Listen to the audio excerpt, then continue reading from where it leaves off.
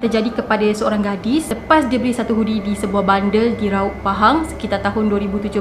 Cerita seram kejadian ni agak famous juga dan pernah viral satu Malaysia. Ceritanya Aisyah dengan kawan dia ni pergi sebuah bandar di Raub. And then masa jalan-jalan dekat dalam kedai bandar tu, kawan dia ternampak ada satu hoodie yang cantik. So kawan Aisyah ni berkenan sangatlah dengan hoodie tu. And then dia pun decide lah untuk beli hoodie tadi. Tapi kan dekat bahagian hoodie tadi tu ada kotor sikit, macam ada kesan warna merah macam darah. Tapi kawan dia tak kisah pun sebab dia kata lah benda boleh basuh kan, nanti hilang lah. Dia pun bayarlah hoodie tadi tu dan diorang pun balik rumah. Dah sampai rumah, kawan dia pun ambil lah hoodie tadi tu pun dan basuh, dan memang hilang lah warna merah darah tadi tu. So dia pun pakailah hoodie tadi tu keluar rumah dan pergi OOTD apa semua. Pada satu malam, kawan dia ni telah mimpi seseorang yang cari dia. Orang dalam mimpi tu kata, "Aku nak balik barang aku." Kawan dia pun terbangun daripada tidur. Waktu tu masih lagi pagi dan gelap. So kawan Aisyah ni pun WhatsApp lah Aisyah dan beritahu yang dia tak boleh tidur. So Aisyah pun layan lah kawan dia ni sebab dia rasa kesian. Esok pagi tu kejadian yang sama terjadi lagi, yang mana dia mimpikan orang tadi tu nakkan barang dia, tapi kawan dia tak faham apa benda yang orang tu nak. Kejadian seram ni terjadi berulang-ulang kali sampai seminggu, sehinggalah kawan dia sendiri dah tak tahan lagi. And then kawan dia pun beritahulah dekat mak dia tentang kejadian tu, dan mak dia lah yang bawa diorang ni pergi jumpa dengan ustaz yang pakar dalam benda macam ni. So ustaz tadi tu pun tanyalah beberapa soalan dekat kawan Aisyah tu. Yang pertama, dia tanya kawan Aisyah pernah tak pergi tempat yang tak elok masa maghrib. Lepas tu ada tak usik barang-barang orang ataupun bawa balik benda yang tak sepatutnya. And then ustaz tu tanya lagi, awak ada tak beli barang daripada kawan-kawan awak ataupun beli barang daripada kedai-kedai yang pelik. Lepas tu kawan dia pun fikir, ada ke benda yang aku beli benda pelik-pelik ni? Lepas fikir, dia pun kata, tak ada ustaz, saya tak ada beli benda-benda yang pelik. Lepas dah balik pada rumah ustaz tu, kawan Aisyah ni pun ceritalah dekat dia apa yang terjadi,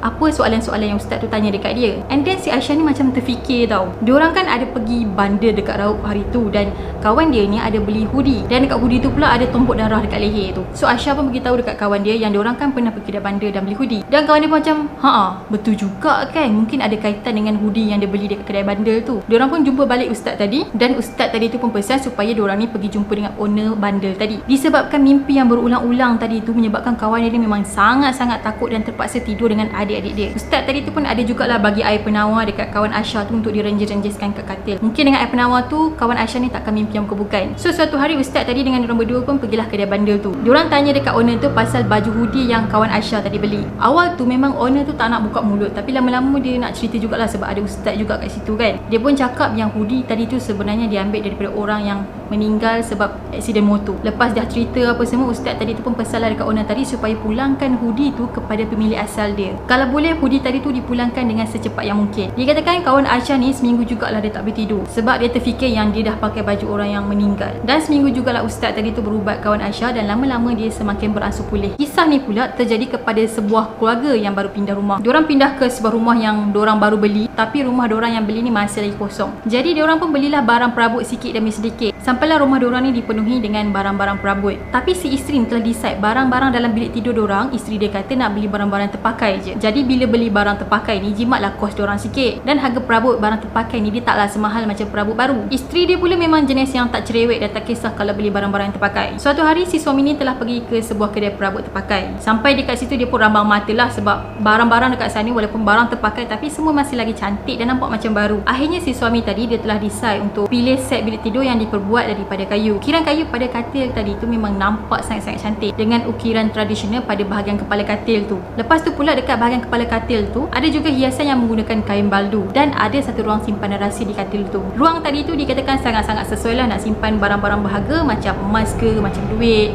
Jadi si suami tadi tu pun belilah set katil tu dengan harga RM1,200 je. Sampai je set katil tu dekat rumah diorang, isteri dia memang happy sangat-sangat lah sebab set katil tu memang kena sangat dengan taste dia. Tapi seminggu selepas diorang guna katil tadi, isteri dia mengadu dekat si suami yang dia selalu mimpi benda-benda yang mengerikan dan menyedihkan. Semua mimpi tu terjadi setiap kali dia tidur atas katil kayu tu. Isteri dia selalu mimpi sedih berkaitan dengan anak-anak diorang, yang mana kadang-kadang dia mimpi anak diorang ni kena sembelih, anak diorang ni lemas, tak pun dia mimpi kena bunuh. Jadi mimpi tu memang sangat-sangatlah mengganggu perasaan isteri dia. Asal je isteri dia tidur atas katil tu, confirm dia akan mimpi benda yang bukan-bukan, tak kira lah siang ke malam ke, sama je. Lepas tu setiap kali mimpi ngeri, isteri dia akan terbangun daripada tidur dalam keadaan yang berpeluh. Kalau isteri dia mimpi sedih pula, bila terbangun tu mesti air mata bini dia dah berjurai gitu. Mimpi tadi tu membuatkan isteri dia rasa macam benda tu sangat-sangat real. Si suami ni sebenarnya dia tak pernah lagi tidur atas katil tu sebabnya dia ni ada masalah dengkur yang sangat-sangat teruk. So dia dengan isteri dia memang tidur bilik yang berasingan. Lepas Lepas tu katil tadi tu memang just digunakan oleh isteri dia dan anak kedua diorang. Manakala si suami tadi tu pula dia tidur dalam bilik kosong yang kecil sikit lah dekat dalam rumah diorang tu.